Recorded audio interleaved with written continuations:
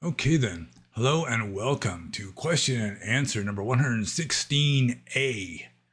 This is like the appendix to question and answer number 116. I am your host, pannobhasa. I think I just said I'm your house, pannobhasa.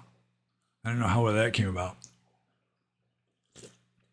But I was asked this question for the Q&A, and it's such a huge question that I figured it's best just to make a separate show of it. I've done this before, long ago, back when Q&As were possibly even in single digits. I did one of these about free will, I think it was at the time, where somebody asked a question that it was going to involve even more of a rambling, digressive sort of answer than usual. So I might as well just go for it now. And we are recording. I'm pretty sure we've been going for a whole minute already. So that's good. So Athena Sigil asks, "Hey Punyo, my question for next time," which is now it's next time. I'll start over. "Hey Punyo, my question for next time is explain the Pali Canon, the various texts and their significance in Theravada teachings. A lot of Westerners only know the Dhammapada and a few famous quotes by the Buddha, or think that all Buddhists worship the same things and read the same texts. Obviously, they do not, as there are various schools, and I've noticed so many don't understand or appreciate these differences and distinctions. I know so many well-intentioned seekers who have a hodgepodge understanding of what Buddhism is, and that various Buddhists have significantly different canons and vary from one another. For example, Zen, Chan, Shingon, Nichiren, etc. are all classified as Buddhist, but are they? They all worship the Buddha, but through different texts or even radically different interpretations. So maybe this has two questions. What is the Pali Canon and its constituents, and what makes it different from the other forms of Buddhism? I like your long rambling answers." Well, that's good, because they show your vast knowledge of the subjects, and if you don't know, you'll admit that. Okay, have a great weekend, and thanks per usual. So, that is the question. Right here, the main question is explain the Pali Canon. So, right here, he kind of re-asks it at the bottom too. What is the Pali Canon and its constituents, and what makes it different from the other forms of Buddhism? So I guess the way to do this would be in a kind of historical, more or less chronological order of explaining, what the Pali Canon is, how it developed, how it evolved, and then how kind of like post-Theravadan, post-early Buddhism, Mahayana Buddhism kind of went on from there. So, I mean, the Buddhist texts began with the teachings of the historical Gautama Buddha.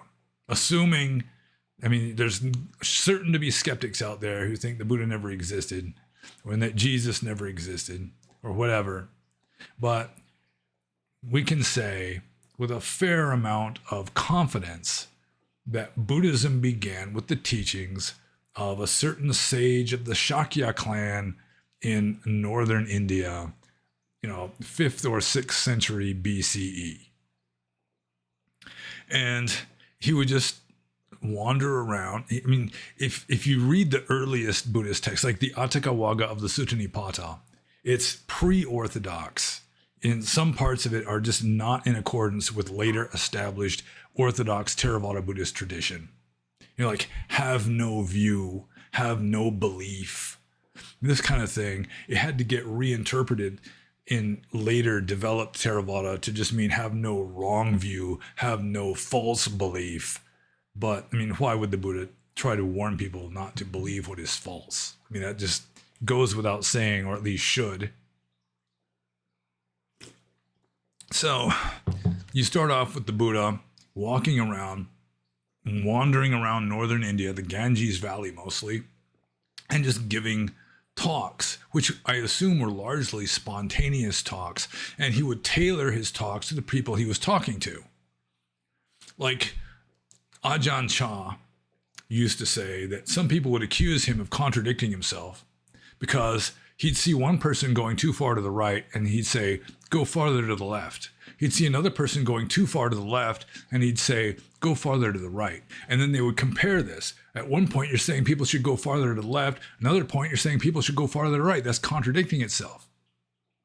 And the Buddha probably did this kind of thing. I mean, he'd be tailoring his talks to who he's talking to. And according to the Pali texts, and I'll get to the whole idea of Pali and all that in due course, that according to the Pali text, I mean, that's the way he taught. I mean, if he was teaching a Brahmin, he would generally use sort of Brahmin ideology, and he would try to tailor his arguments in a way that the Brahmin could understand and accept it, rather than just giving him some alien, foreign kind of philosophy that is going to be rejected right off the bat.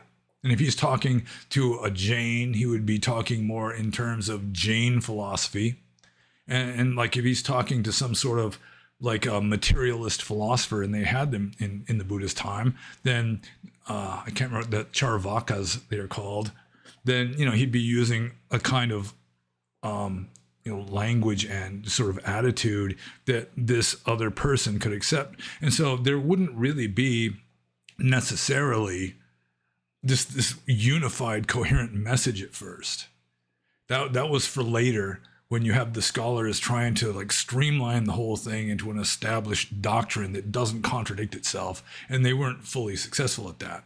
But that's how the Buddhist texts originally began, was the teachings of the Buddha that were recorded from memory in the form of suttas or sutras. And sutta or sutra usually is translated into English as discourse. Literally, it has the same etymology as the English word suture, like a thread that you use for tying, or like, stitching up wounds. So it's like a thread of discourse.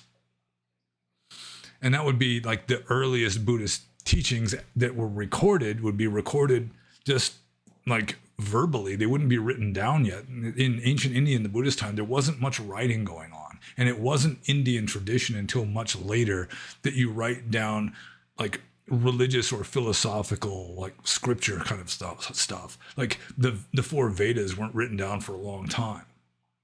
Or that's my understanding. That it was just a tradition in India that is memorized by heart by the priests or the monastics, which in a way kind of gave them a monopoly on wisdom.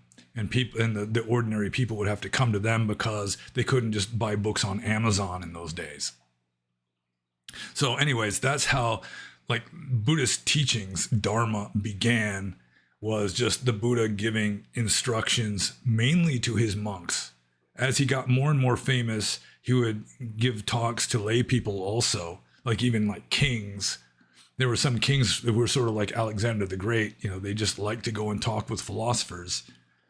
And so sometimes, at least if we can believe the texts, there were kings, the king of Kosala, the king of Magadha, some of the other smaller leaders of various states would come in and hang out and discuss philosophy with the Buddha. And there would be people sitting around like remembering this stuff, which is kind of what happened with Jesus of Nazareth also. Where at first, you didn't have like a scribe writing it down as he's saying it. It's just that people would remember something that he said and just repeat it, and it would just kind of get spread around as, the Buddha taught this, and it was just sort of this amorphous body of just sayings, essentially. And some of it would be like the Atthaka Vagga of the Sutta Nipata, which I consider to be the largest fragment of archaic pre-Theravada Buddhism that we know of. That it would be turned into poetry by somebody. Whether the Buddha himself composed poetry or not, I don't know.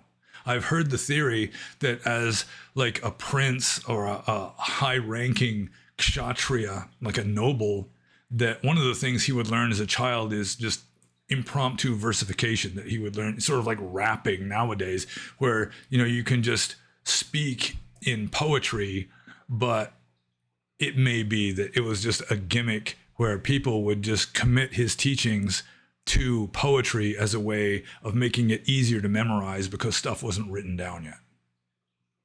So that would be like the first stratum, would be just these sayings of the Buddha, some longer, some shorter, that people had memorized, especially monks. And just memorize it, teach it to others so that you got this tradition going with regard to philosophical and just spiritual advice. Then the next stage would probably be the rules of monastic discipline. According to the text, the Buddha was laying down rules of monastic discipline starting about 20 years after he started teaching Dhamma. There were no rules of monastic discipline at first, because at first, according to tradition, you just had all these wise, heavy hitter, veteran ascetics that were the Buddha's first converts. It wasn't until he became more and more popular, and then you started having like normies joining, that weren't these veteran ascetic heavy hitters like at first. And so he started having to come up with rules. Although if you read between the lines in the texts, it does seem to be that probably there was no like established monastic code during the Buddha's lifetime. Like, for example, in the official history found in the rules of monastic discipline themselves of the first council, after the Buddha died, after he attained parinibbana, that a lot of the enlightened monks, his enlightened disciples, accepted it with equanimity. Some of the unenlightened monks were grieving because their teacher had died. And then you had this one old monk just saying, why all the long faces? Now we don't have Venerable Gautama telling us, do that, don't do this all the time. We can do whatever we want to. And Mahakassapa, who was the Buddha's successor as senior monk in the Sangha at the time of his passing away, his two chief disciples had predeceased the Buddha. He was alarmed by this. And so he decided there better be a first council to just codify rules of monastic discipline so that, you have something to stabilize the Sangha. Because if you don't have any kind of structure, any kind of established order, it's just going to disintegrate. And there is a scene where somebody asks the Buddha, one of the monks asks the Buddha, why is it that the dispensations of previous Buddhas didn't last very long?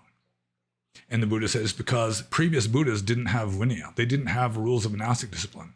And so in a way, that could be read as a kind of apologetic for creating these rules of monastic discipline as a kind of necessary evil almost, as a way of like stabilizing the Sangha so that they have this rule, this order that just kind of keeps things regulated. At the very least, like at the first council, which is called the Vinaya Sangiti, the council on Vinaya, the council on monastic discipline, that they had to have protocols for ordination. Like in the Buddhist time, he would just say, Ehi Bhikkhu, come monk. And that was it. That was the ordination. And the Buddha just had to declare you a monk and you were a monk. Presumably. He was like inviting you into the Sangha. But without the Buddha, how are you going to have ordination ceremonies? And, it's like, what are the monks going to have to do?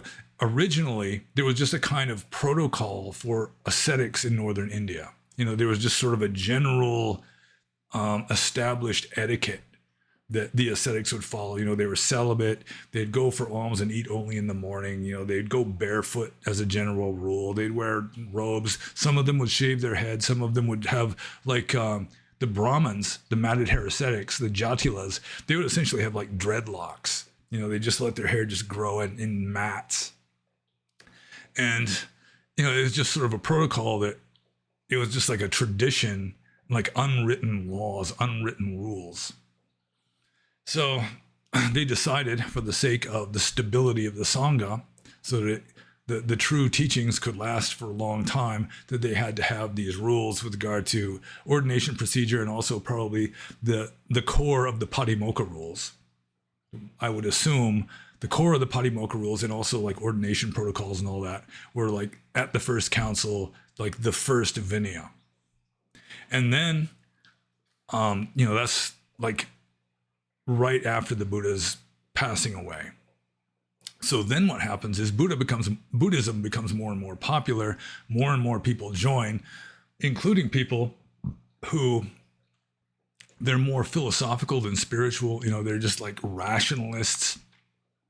And so they're trying to systematize Dhamma. And also, there's going to be a lot of, because stuff isn't really written down yet, there's going to be a lot of just stray teachings that are attributed to the Buddha that get incorporated, even though they might not have really been by the Buddha. Like, for example, in the rules of monastic discipline, a monk is supposed to stay in one place during the rains retreat. That's the 3 months of the monsoon season. He's not supposed to travel around. He's supposed to stay in one place. But there are certain excuses where a monk is allowed to travel. And one is there's somebody who has heard this teaching of the Buddha that hasn't been like codified yet, that hasn't really been incorporated into Dhamma yet. And so the monk is allowed to go and talk with this person. And I mean, a lot of the time, probably most of what is included in the Sutta Pitaka, and I'll get to the Pitakas in a minute or two, that, I mean, the Buddha didn't really teach it. Some of it is just stuff that was popular. People thought it was very wise. You know, the origins of it were lost in the haze of the past. And so they just assumed it's so wise, the Buddha must have taught it. And so it gets incorporated into the text. And the people who are deciding, making the judgment calls, what to incorporate and what not to incorporate, weren't necessarily the most enlightened monks. The most enlightened monks were probably meditating alone out in a forest somewhere, whereas the ones in the big school monasteries that are coming up with these new rules and doctrines and all that, I mean, they weren't necessarily the wisest monks. I lived in Burma for many years, and it was fairly well known that scholar monks were notoriously lax in their practice. You know, it's like their approach to Dhamma is scholastic and intellectual. They don't really practice all that much. And so you don't have necessarily the best and wisest monks that are determining what is going to be established doctrine. And early on, you had this division of Dhamma and discipline, Dhamma and Vinaya. And in the earliest, in the suttas, the Buddha doesn't talk about Abhidhamma. So there was just this originally, or at least early on, you just had this division of Dhamma and Vinaya, this doctrine and discipline. You know, it's sort of like the theoretical aspect and also like meditation instructions and so forth. And then there's just the rules of discipline that stabilize the Sangha and just keep it from fragmenting and monks just going and doing all kinds of weird stuff that they probably shouldn't be doing. And then Buddhism continued to become more and more popular. And you've got these, let's see, I've got some notes here. Don't want to skip over anything. Stray teachings attributed to the Buddha, and also philosophical and dogmatic developments that are put into the mouth of the Buddha, so that within 100 years, you had probably even 100 years after the time of the Buddha, less than half of the teachings attributed to the Buddha would be really coming from the Buddha himself. And the teachings that existed during the first 100 years or so of Buddhism, or at least the first 70, before the first schism, that would be called the core text. That is called the core text by scholars, or at least scholar monks that I've talked to. That those are the texts that are pretty much in common among all of the old early schools of Buddhism. Because Theravada was not the only early school of Buddhism. That a lot of Theravada Buddhists think that Theravada naturally, obviously, is the original teachings of Buddha, and all the other schools just kind of branched off from that. But that is really not the case. That there were many schools of Buddhism, like even in like the time of Ashoka, like in the middle of the 3rd century, there before Mahayana arose, there were already lots of different schools of Buddhism. You had the Mahasanghikas, who pretty much dominated in the Buddha's actual homeland, like sort of the Ganges Valley, sort of central and eastern Ganges Valley. And then the Thera schools, the prototypes of Theravada and allied schools like Sarvastivada, they arose farther to the west. And then Theravada gradually, through competition pressures and so forth, was migrating into South India and eventually wound up in Sri Lanka, or at least the ancestors of Theravada. So around the time of the 3rd council, The first council was right after the Buddha died, and that was probably establishing just basic doctrine and mainly the rules of monastic discipline, or at least the basic framework, the first foundation of the rules of monastic discipline, because more got added later. Second council was what was sort of the cause of the first major schisms into schools. And it's not really necessarily significant with regard to the rules of monastic discipline or just the texts in general, aside from the fact that that caused schisms, different schools branching away from each other. And then just through isolation and just different teachers emphasizing different things, the teachings just start moving in different directions with different emphases and so forth.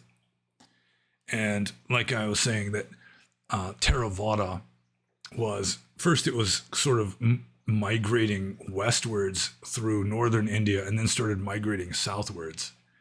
And Pali is the official language of the Theravada Buddhist scriptures, and devout Theravada Buddhists generally believe that the Buddha himself spoke Pali, and then most of the other schools started changing it over to Sanskrit because Sanskrit was like the classical language of ancient India.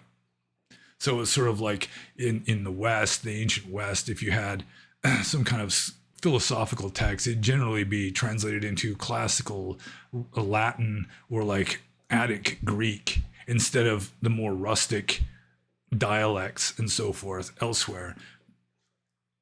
But in Theravada, they just did not switch over to Sanskrit.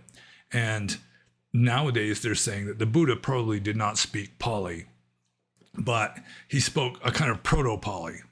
That Pali arose in like the area of Magadha, which was sort of the Buddha's main stomping ground, the kingdom of Magadha. And then as it migrated, it started incorporating certain aspects of languages that were farther west, and it became streamlined into a kind of lingua franca for monks, especially Theravada monks or proto-Theravada monks.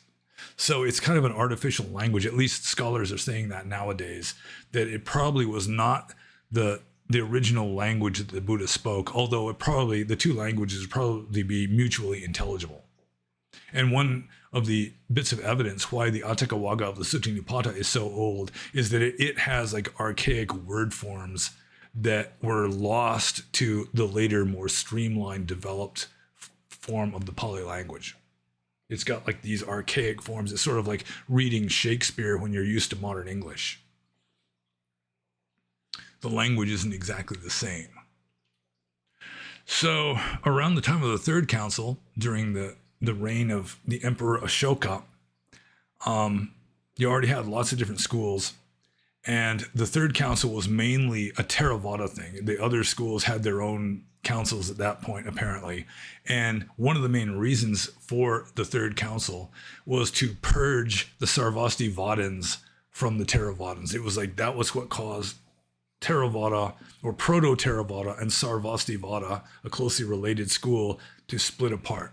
And it also was at this Third Council probably that Abhidhamma was added as the third basket of the Buddhist scriptures. So the Buddhist scriptures are called the Tipitaka, or the three baskets. First basket is Vinaya, the school of the rules of monastic discipline. Second is the Sutta Pitaka, or the basket of discourses. And the third Pitaka, which, as I say, probably was not added until around the time of the Third Council, like middle 3rd century BCE, is the Abhidhamma Pitaka, which the Burmese consider to be the highest and most important teachings of Buddha, but it is unlikely that the Buddha taught very much of it, that it's a kind of commentary. It's like these scholar monks that were mentioned earlier were trying to codify. No, I'm starting to lag. Down to 5%.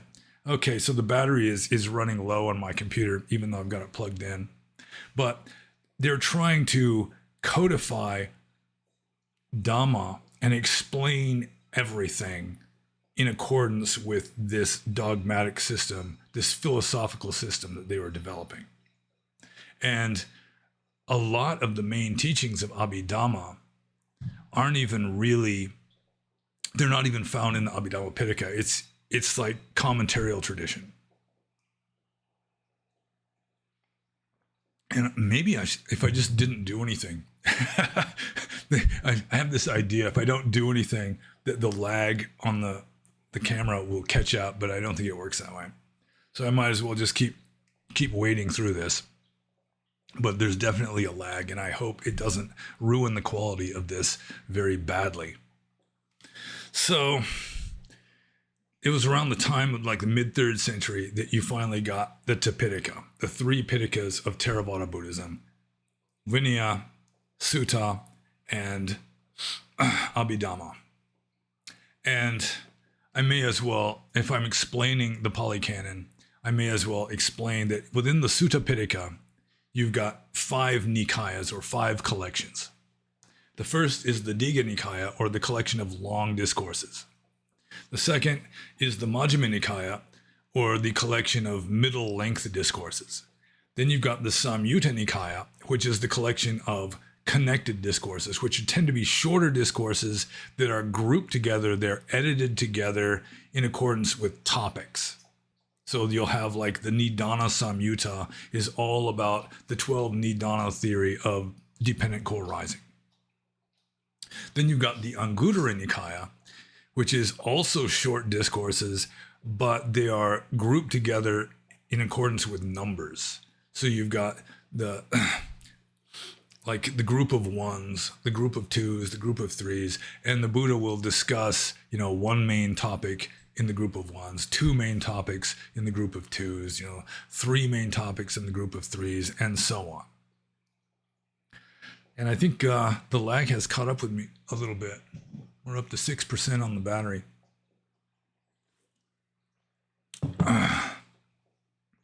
So, and then finally, you've got the Khuddaka Nikaya, which is the small collection, but it's actually the largest collection, which is just sort of miscellaneous.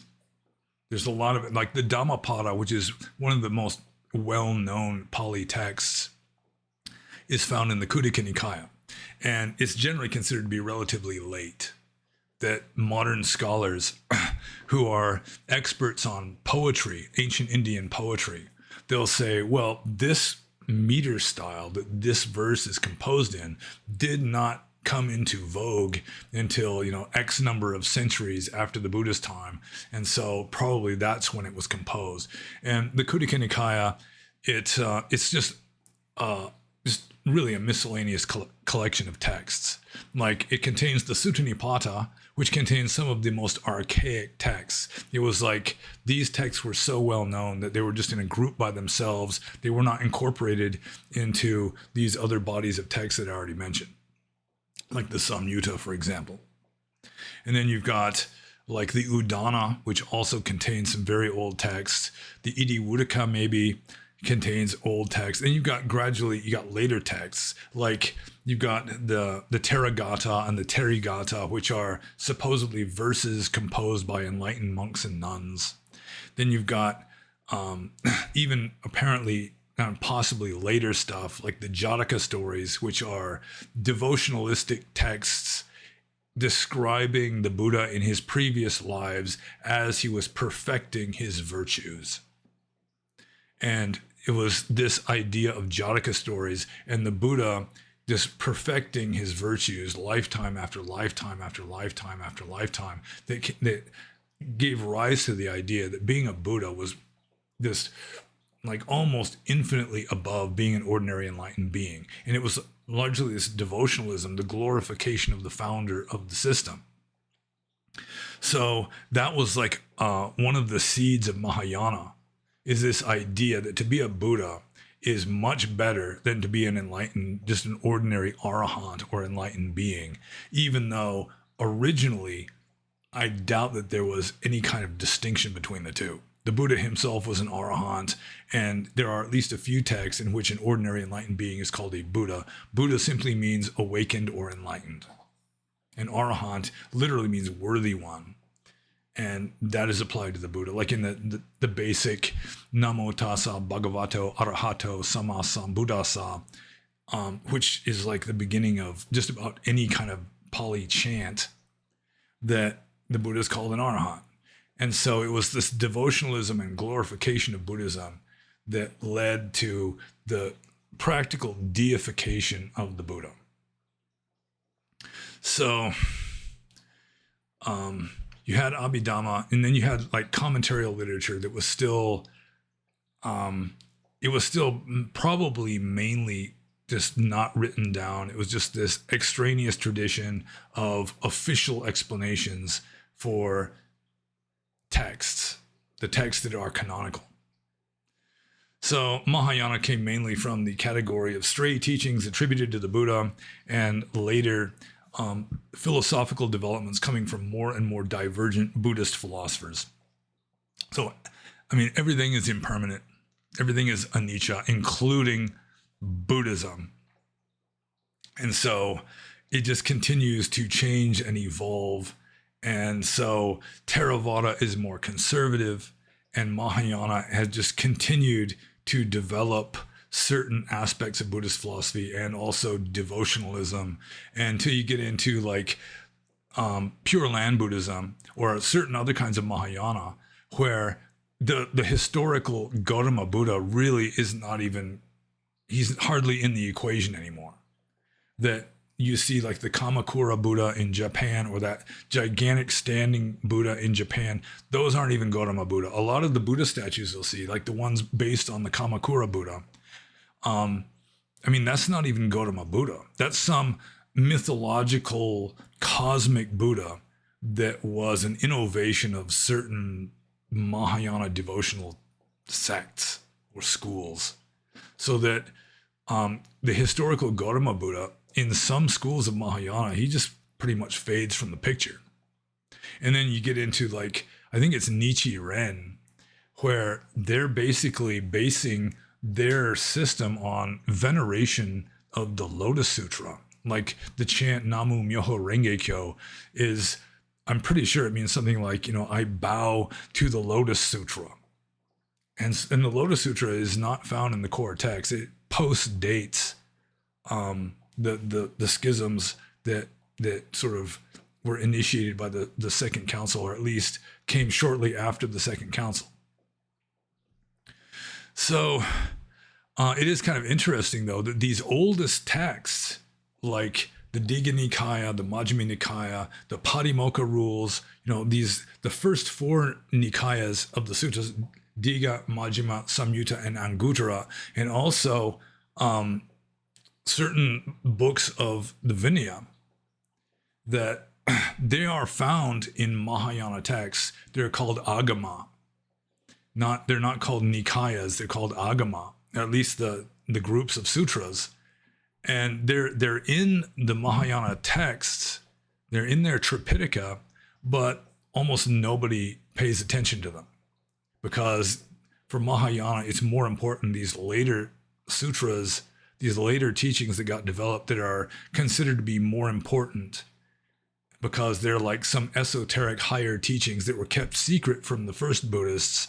And I mean, the official explanation for how Mahayana suddenly arose hundreds of years after the time of the Buddha is that the Buddha realized that people just weren't wise enough to understand Mahayana at the time. Even his enlightened chief disciples apparently were not wise enough to appreciate Mahayana. So it was put, and it was sort of anachronistically printed volumes of the Mahayana teachings were put in it was like a castle or a cave under the ocean and guarded by cobra dragons, until people became wise enough, like with the advent of the Buddhist teacher Nagarjuna, the Buddhist philosopher Nagarjuna. He was wise enough, and so the cobra dragons presented him with these earlier secret teachings of the Buddha, which, needless to say, is not a very believable story, except to those who are predisposed to believe. Pretty much like, I mean, in Theravada Buddhism, there's a similar explanation for the advent of the Abhidhamma Pitaka, because all of a sudden you've got these new teachings of the Buddha that are just being declared authentic teachings of the Buddha, despite the fact that nobody had heard of them before.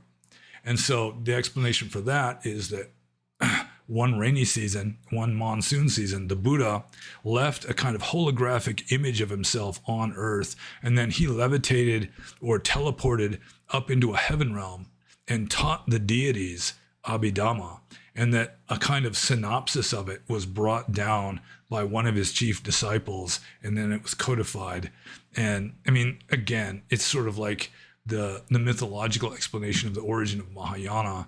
It's just a kind of gimmicky mythological explanation for how it is that all of a sudden new authentic teachings of the Buddha are appearing after nobody knowing about them for over 100 years or hundreds of years. So I guess that's pretty much of a brief synopsis of the history of Buddhist texts. I mean, I guess I could have mentioned this is not a very well structured talk or explanation, but in Vinaya you've got 5 books of Vinaya also. So I might as well backtrack. Now that I've gotten all the way up into developments of Mahayana, I can go back to Vinaya and say that there's 4 main books. You got the Mahavagga, or I guess it depends on what order they come in. It depends on like the Buddhist culture. In some countries, Mahavagga and Chulavagga come first, but they came later than the next 2, which are the 2 books of the Patimokkha rules. So that's Pachidya and it'd be Parajika and let's see, I think it's Pachidya or what they're called. I got them on the bookcase back there, but I'm not going to get up and look. So, probably the earliest part, like I already said, of the rules of monastic discipline would be just the Patimokkha rules. And then all of these other rules kind of spun off. It's like the Patimokkha rules weren't comprehensive. Even the rule that says a monk has to shave his head is not included in the Patimokkha rules. And so more and more rules were gradually added until finally you get to the last book of Vinaya, which is the Pariwara, which even states in the book itself that it was composed in Sri Lanka, which means that it would be much later even than the Third Council. And it's still canonical. It's probably one of the latest additions to the Pali Tipitaka. And it's mostly just a kind of review, like a study aid kind of a thing. And all the schools of Buddhism, or at least I know that in Mahayana Buddhism, they do have like Patimokkha rules. They're called Pratimoksha in Sanskrit. They've got Vinaya Pitakas, but for some reason they just, apparently when they're like moving into like China, Central Asia and China, and then like Korea and Japan and so forth, the culture was so different from the culture in which these rules of monastic discipline arose that Vinaya has been pretty much abandoned by Mahayana, just as they have abandoned the earliest teachings as found in what they call the Agamas. And then, of course, because Buddhism is impermanent and constantly in a state of flux, then we have what's, like what Theravada Buddhism is turning into in the West, with a kind of woke boomer Buddhism with everything optional and reviving the Bhikkhuni order under questionable pretenses, and just sort of turning it into a feminized system, very compassion oriented, even though originally Buddhism was one of the most masculine spiritual systems ever devised, much more so than Islam, in that it was devised by originally just ascetic men who avoided women like the plague. And now it has become, especially in the West, a kind of feminized sort of Dharma flavored neo-Marxism or some such. And that's where we are right now. We've gone from ancient to postmodern, and that's my attempt at explaining the Pali Canon and Buddhist texts in general. And so I'll just stop here and say, be happy.